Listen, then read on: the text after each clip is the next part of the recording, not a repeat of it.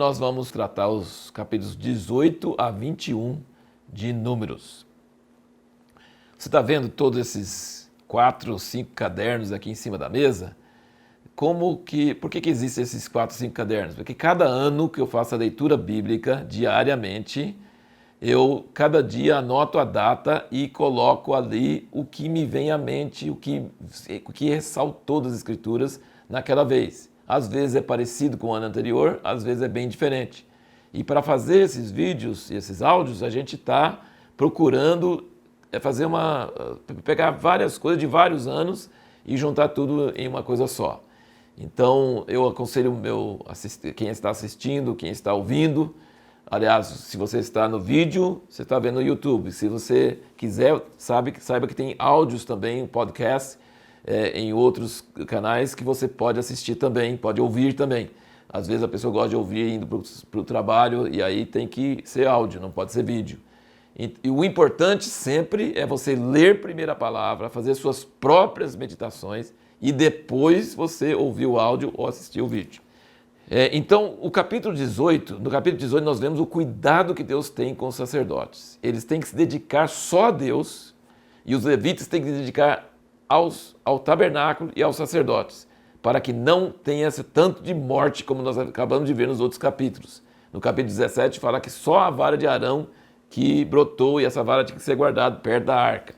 Então Deus escolheu Arão e Arão tinha que dedicar o serviço dele e proteger os outros para eles não morrerem como Corá morreu. E então, como ele não podia trabalhar, ele recebia dos dízimos. Os levitas eram sustentados com os dízimos de Israel. O dízimo de Israel era dado sem escolher quem era melhor ou quem é pior. Passava 10 animais debaixo da vara, o 10º era de Deus. Então não havia uma escolha de qual que era melhor, qual que era pior. E o dízimo de todos os produtos também. Os levitas davam o melhor dízimo, aqui fala bem claramente, o melhor dízimo, a 10ª parte dos dízimos que sustentavam eles para o sacerdote. Então Deus cuidava do sacerdote, cuidava dos levitas e era tudo organizado de uma forma muito bonita e muito legal, muito justa. Capítulo 19 fala sobre a água da purificação, que era feita através das cinzas de uma novilha vermelha e que Eleazar ia lá e era para ir lá e ver eles queimar a novilha, queimar outras coisas juntos e tal, e aí era colocado num lugar limpo e sempre que alguém precisava ser purificado, essa água da purificação que tinha as cinzas da novilha era colocado, era aspergido sobre a pessoa no 3º dia e no 7º dia. Mas veja bem, gente, tem uma liçãozinha bem rapidinha nesse ponto aí, que é o seguinte: até aquilo que é usado para purificar do pecado pode contaminar. É igual no médico, né? Se ele está usando uma luva, ele está usando alguma coisa para mexer com uma pessoa com uma doença contagiosa, ele tem que jogar aquela luva fora. Então ele vem para curar, mas aquilo que ele usa para curar pode contaminar. Então você nota aqui no capítulo 19 que o cara que ia lá queimar a novilha tinha que lavar a roupa e ficar imundo até a tarde. Quem tocava na água de purificação ficava imundo até a tarde. Eleazar ficava imundo até a tarde. Então, gente, veja uma lição muito importante. O pecado é coisa séria e você precisa tomar cuidado em como lida com o pecado. Tem gente que usa reunião de oração para confessar, entre aspas, o pecado de outras pessoas. Não, nós estamos falando para poder orar. Gente, a confissão de pecado precisa ser tomada com muito cuidado, porque a pessoa que não deveria ouvir essa confissão, ela fica contaminada e depois ela contamina outros. Então, em vez de purificar, acaba alastrando com uma epidemia. Então, isso é a lição da água de purificação. Agora vamos para aquela pergunta que nós fizemos na aula anterior, no vídeo anterior, sobre o pecado de Moisés e Arão. Gente, o povo ficou com sede e o povo que fica com sede vai murmurar mesmo. Eu levo grupos para Israel e quando eles saem do ônibus, que tem ar-condicionado, tem Wi-Fi, tem tudo isso, né? E aí fica 10 minutos num sol quente, lá no deserto, eles começam a ficar mal.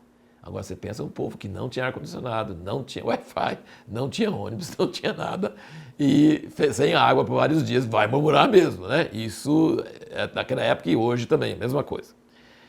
E aí eles murmuram e falam as barbaridades. Então o problema de Deus não é só a murmuração.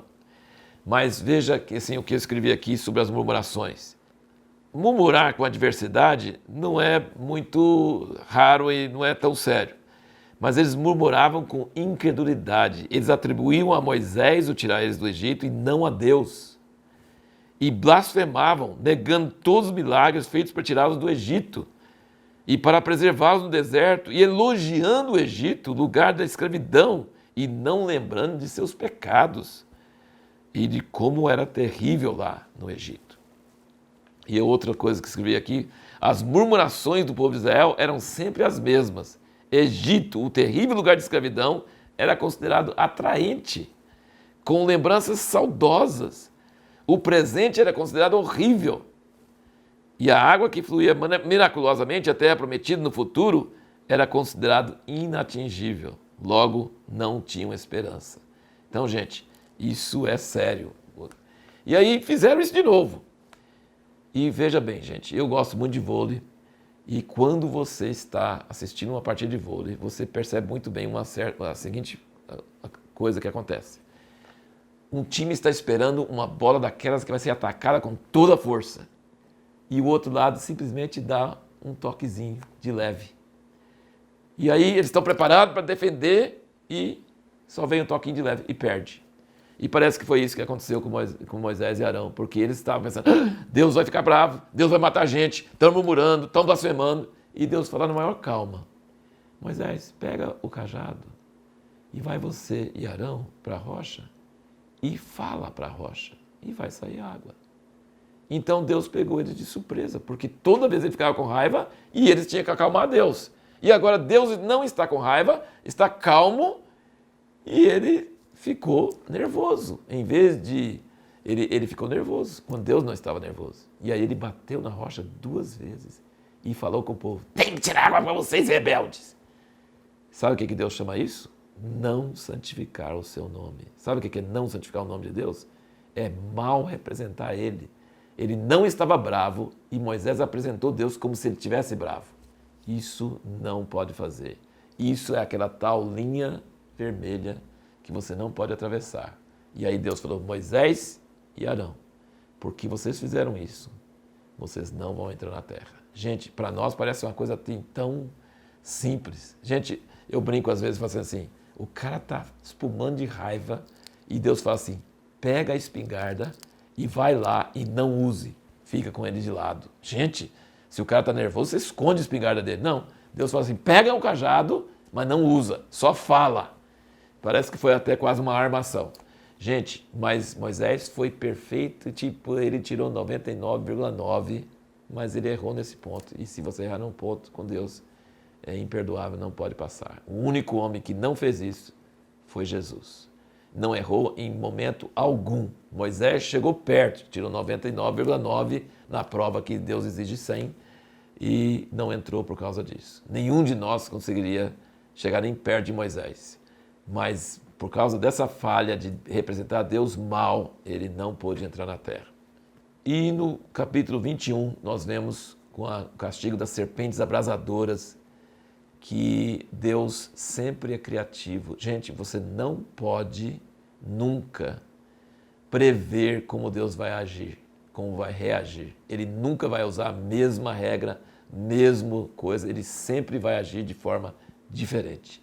E nesse caso, ele manda Moisés levantar, fazer uma serpente de bronze, levantar, e todo aquele que olhava para a serpente era curado. Então ele não afastou as serpentes, ele não tirou as serpentes, como tinha tirado as rãs lá do Egito. Não, ele não tirou as serpentes, mas ele providenciou um meio das pessoas serem curadas das serpentes. A lição que nós tiramos de tudo isso que nós lemos, que nós falamos hoje, de 18 a 21 de Números, é o seguinte: nunca pense que você já sabe o que Deus vai pensar, vai falar. Nunca adore uma imagem de Deus que você tinha no passado. Sempre dependa daquilo que Deus está fazendo hoje. Se Ele está calmo, você tem que ficar calmo. Se Ele está bravo, você tem que acalmar Ele. Então essa é a lição que nós aprendemos hoje. E a pergunta que nós vamos tratar no próximo vídeo é quando a permissão de Deus não é muito boa para nós. Quando Ele permite nós fazermos uma coisa e isso não é bom.